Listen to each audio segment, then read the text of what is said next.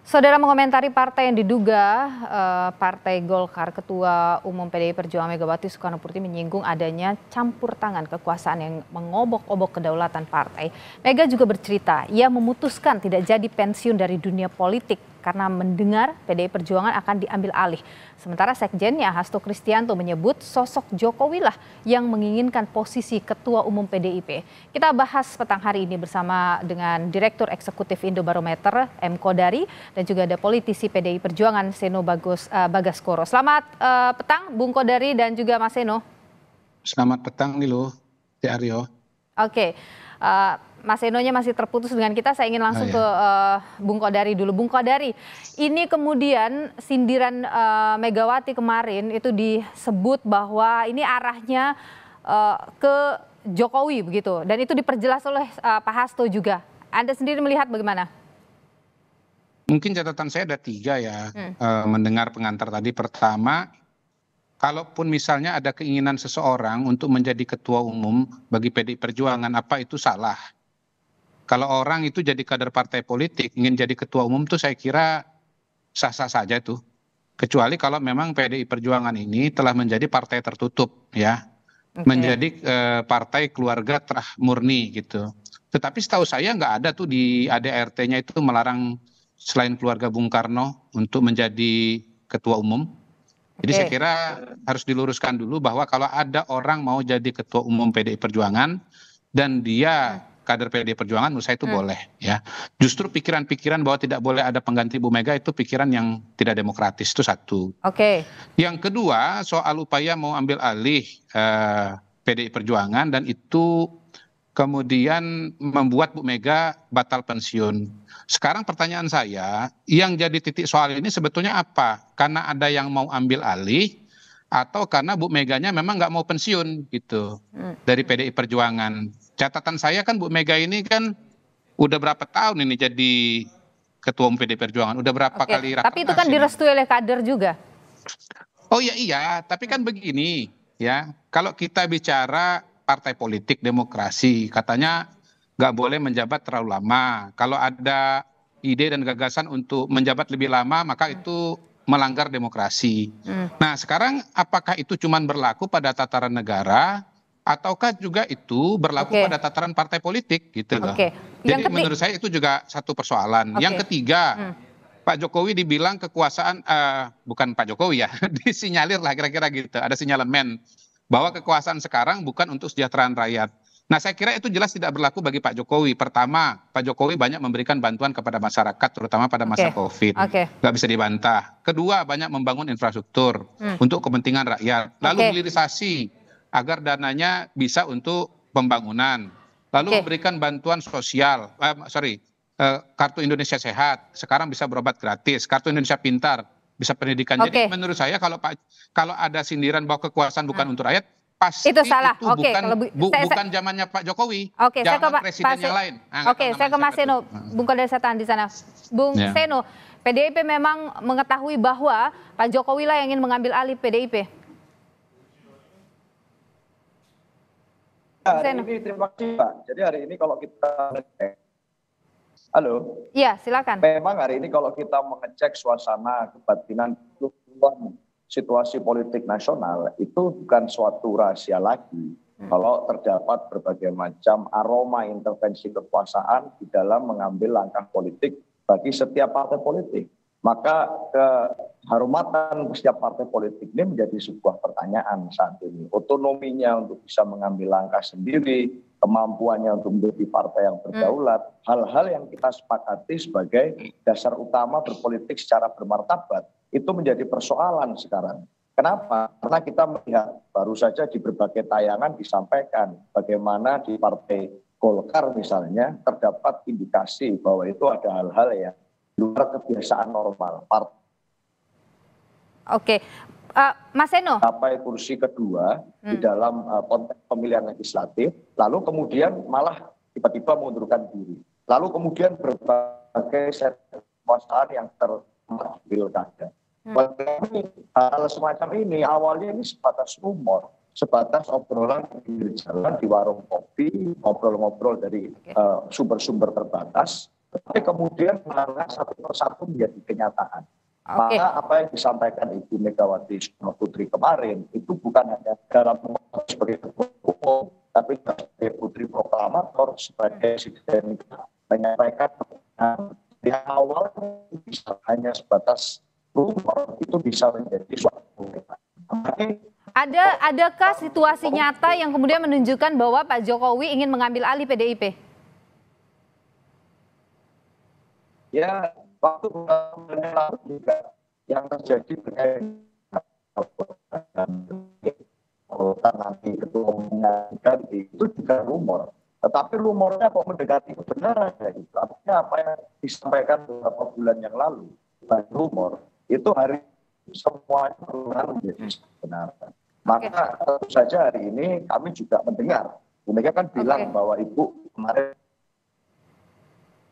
Oke, Mas Seno. Oke, sepertinya terputus dengan Mas Seno. Tapi ini, Bung Kodari, ini bahasanya itu mengambil alih gitu. Artinya ada sebuah langkah-langkah yang kemudian dilakukan, yang dirasakan oleh PDIP, bahwa Jokowi berusaha untuk merebut begitu partai ini. Ya itu tadi kan pertanyaan dari Niluh kan bisa dijawab atau tidak. Apakah ada langkah-langkah yang betul-betul konkret, yang betul-betul nyata? Apakah ada pernyataan dari Pak Jokowi bahwa dia ingin mengambil alih PDI Perjuangan? Kan setahu saya kan tidak ada. Yang disampaikan oleh Mas Hasto tadi kan katanya-katanya. Ya. Versi-versi orang satu dua orang yang belum tentu bisa dikonfirmasi kebenarannya begitu. Lagi pula apa yang terjadi di Partai Golkar itu adalah sebuah suasana di mana Partai Golkar ini memang orientasinya kepada pemerintahan, dan karena itu kalau ada keinginan untuk menjadi bagian dari pemerintahan dan kemudian kader-kadernya mau maju sebagai calon melawan Pak Erlangga, ya itu wajar-wajar saja. Nah, Pak Erlangga ini kan sejarahnya menjadi ketua umum Partai Golkar itu jurusnya selalu jurus tak berkeringat.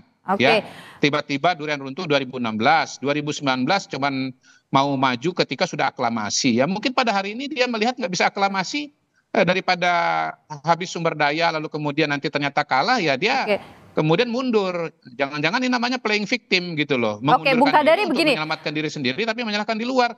Bung Kodari, kita lihat sejumlah rentetan peristiwa. Kita coba lihat rentetan peristiwa dengan partai politik yang kemudian melibatkan orang-orang dekat Pak Jokowi ya. Kita lihat pada kasus Demokrat, ada Muldoko di situ. Kemudian kita lihat juga pada kasus Erlangga kali ini ada ada kemudian Bahlil Muldoko, begitu. Ini isu yang sudah Muldoko. Lama itu yang kemudian itu kan Muldoko kan sebagai seorang sebagai seorang aktor politik kan boleh punya keinginan sendiri, dan saya tahu persis kok kalau kasus Demokrat itu sama sekali bukan keinginan Pak Jokowi, itu adalah aspirasi orang-orang di internal Demokrat yang menginginkan pergantian kekuasaan di Demokrat, lalu mencari-cari figur. Nah, figur yang dicari itu kebetulan namanya Muldoko. Kenapa? Sama-sama jenderal kayak Pak Jokowi, Pak SBY, sama-sama punya pengalaman di pemerintahan. Itu imajinasi mereka. Dan mereka merasa bahwa kalau Muldoko itu jadi KSP, lalu Pak Jokowi akan mendukung. Otomatis kan ternyata enggak. Pak Jokowi enggak mendukung sama sekali kok. Jadi itu inisiatifnya Pak Muldoko dan orang-orang yang mendukung beliau. Nggak bisa disamaratakan gitu atau dipukul rata, nggak bisa itu. Saya tahan di sana. Mas Seno masih bersama kami, Mas Seno. Mas Seno. Ya. Halo. Mas Seno, kalau dikatakan begini, kan kalau misalnya ganti ketua umum hal yang biasa. Kalau misalnya ada kader yang ingin maju sebagai ketua umum, apa yang salah dengan itu?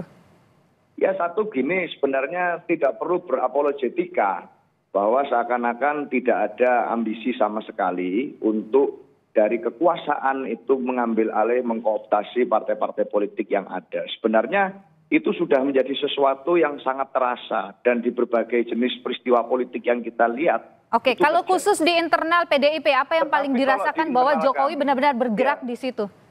Di internal kami sudah ada jelas hasil rekomendasi dari Rakernas kelima yang dilakukan kemarin, yang dari seluruh kader yang ikut di dalam Rakernas.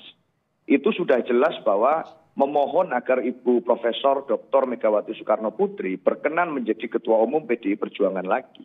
Sehingga kalau kemudian muncul aspirasi itu bukan dari sesuatu yang diinginkan semata-mata karena Ibu Mega ingin menjadi Ketua Umum. Itu hasil Rakernas kami. Yang pertama itu.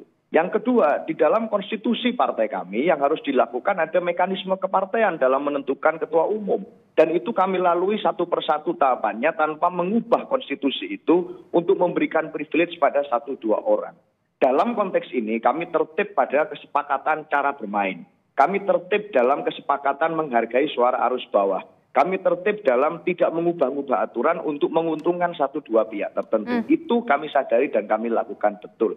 Karena semua sudah tahu kesepakatannya memang harus melalui proses itu. Rakernas memberikan rekomendasi, Kongres nanti terjadi kontestasi gelanggangnya. Kalau aspirasinya Ibu Mega menjadi ketua umum, yaitu yang harus ditaati oleh seluruh petugas partai, termasuk Ibu Mega sebagai bagian dari PDI Perjuangan. Sehingga kami setia pada itu dan tidak menabrak aturan. Jadi itu beda perkara. Kalau ada orang luar yang ingin untuk masuk ke sana, cawe-cawe di sana, ingin ikut serta melakukan langkah-langkah, ya harusnya itu jangan sampai menolak belakang atau membelakangi apa yang sudah menjadi keputusan dari partai melalui Rakernas. Melibatkan seluruh pengurus, melibatkan seluruh struktur, melibatkan seluruh kader kami dari atas sampai bawah. Itu Mbak poinnya. Oke, baik Bung Kodari, ini yang selalu kemudian sekarang dilekatkan dengan Pak Jokowi adalah selalu menggunakan privilege-nya, selalu kemudian juga tidak sesuai dengan proses atau melangkahi proses-proses. Itu yang selalu melekat. Pun dalam beberapa peristiwa politik yang terjadi belakangan. Coba spesifik, kasih contoh yang spesifik nih loh. Jangan bicara umum, supaya saya bisa jawab. Oke, misalnya putusan Rakernas. Terus kemudian kalau tadi yang disebutkan oleh Mas Seno ya, Bung Kodari, ya bagaimana kemudian itu Bung Kodari? Ada prosedur yang harusnya dilewati. Bisa dibuktikan bahwa Pak Jokowi betul-betul mau. Yang kedua, kalaupun betul-betul mau, menurut saya sah-sah saja sebagai sebuah kader gitu, sebagai seorang kader untuk maju sebagai ketua umum. Kalau PDI Perjuangan masih ingin disebut sebagai partai politik gitu loh. Kecuali kalau sudah berhenti mau disebut sebagai partai politik, dan di ADRT-nya nggak ada aturan bahwa harus anak Bung Karno atau keturunan Bung Karno, kan nggak ada. Nah, soal pemilihan menurut saya bukan di Rakernas, di Munas. Ya, jadi kalau misalnya kemudian nanti di Munas tiba-tiba muncul nama orang yang mau, mengapa tidak? Kan forumnya menetapkan ketua umum kan di Munas, bukan di Rakernas. Gitu loh. Kok takut amat kalau ada yang mau maju sebagai calon ketua umum di PDI Perjuangan, dan kemudian nggak mau turun gara-gara alasan bahwa ada yang mau mengambil alih? Kan itu sebetulnya legitimasi saja untuk terus memperpanjang kekuasaan di PDI Perjuangan. Oke, Mas Seno, memang apa sih yang ditakutkan? Kok takut amat kalau kata Bang Kodari? Iya. Oh, enggak ada takut. Kita malah kemarin dalam suasana tersebut kan sangat santai. Ibu menyampaikan sebenarnya dengan bercanda, Ibu ingin untuk ngurus cucu, Bu Mega ingin untuk bercanda fokus ke keluarga. Kalau begitu, jangan dibahas panjang lebar. Bercanda itu nih loh. Sudah disampaikan kenapa sih harus ketumnya Bu Mega harus diminta jadi ketum terus. Itu Ibu sendiri yang menyampaikan agar Mas Hasto kenapa kemudian memberikan penjelasan panjang lebar bahwa Pak Jokowi mau ngambil alih sih? Sehingga kemarin disampaikan oleh Ibu Mega bahwa ini harus, kalau kemudian rekomendasi Rakernas menginginkan Ibu Mega menjadi ketua umum, Ibu Mega siap untuk melakukan itu dengan sepenuh hati. Sesimpel itu, kita santai-santai saja. Kan sebenarnya kalau kita membaca ini semua, salah satu yang mengatakan pohon beringin ditebang oleh tukang kayu kan juga Bung Kodari juga, Mr. juga yang mengatakan apa masalahnya itu. Pohon beringin jadi dan kita ini juga bingung gitu kalau ditanya, nggak ada ini peristiwanya loh, ini Pak Kodari kan menyampaikan itu ke kami. Itu kan imajinasi Anda. Memang pohon kayu ditebang tukang kayu itu hari-hari terjadi di mana-mana. Kalau kami tidak akan membiarkan itu, kalau ada yang mau motong-motong PDI Perjuangan, seluruh kader siap siaga untuk menjaga kedaulatan partai. Oke, baik. Terima kasih Mas Seno Bagaskoro. Terima kasih juga Mas Kodari sudah berbagi pandangan di Kompas Petang. Sehat selalu. Terima kasih. Saudara, kami masih akan